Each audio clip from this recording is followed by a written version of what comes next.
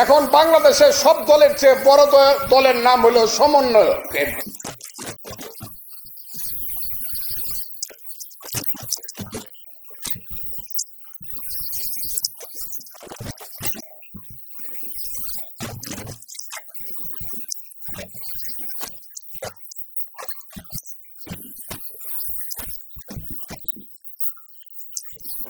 এখন বাংলাদেশের সব দলের চেয়ে বড় দলের নাম হলো সমন্বয়কের দল।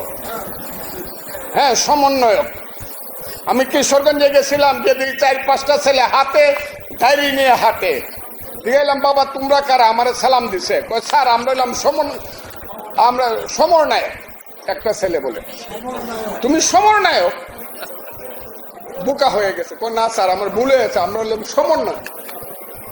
আমি কেন আসছিলাম? ডিসি সাহেবের সঙ্গে মিটিং করতে আসছি। কোন ক্লাসে পড়ো? কলেজে ফার্স্ট ইয়ারে পড়ি, গুরুদয়াল কলেজে।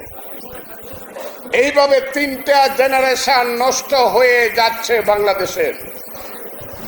আমরা আগে মেট্রিক পরীক্ষায় লিখতাম এই মিন লাইফে ডাক্তার হতে চাই, ইঞ্জিনিয়ার হতে চাই, সমাজকর্মী হতে চাই।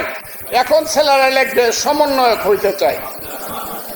কারণ সমন্বয়ক হইলে পরে ফার্স্ট ইয়ারে পড়েই ডিসি সাহেবের সাথে মিটিং করে প্রজেক্ট করা যায়। এই দেশ চাই না। আমাদের ছেলেপেলেরা স্কুল কলেজ বিশ্ববিদ্যালয়ে যাও, লেখাপড়া করো। ইন্ডিয়াকে সারাদিন বকা দেওয়া 1000 বার, আমিও বকি। কিন্তু জওহরলাল নেহরু ইউনিভার্সিটির ছাত্রের চেয়ে তুমি ভালো ছাত্র হও।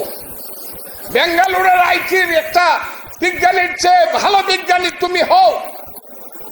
তুমি বাংলাদেশের মুখ উজ্জ্বল করো।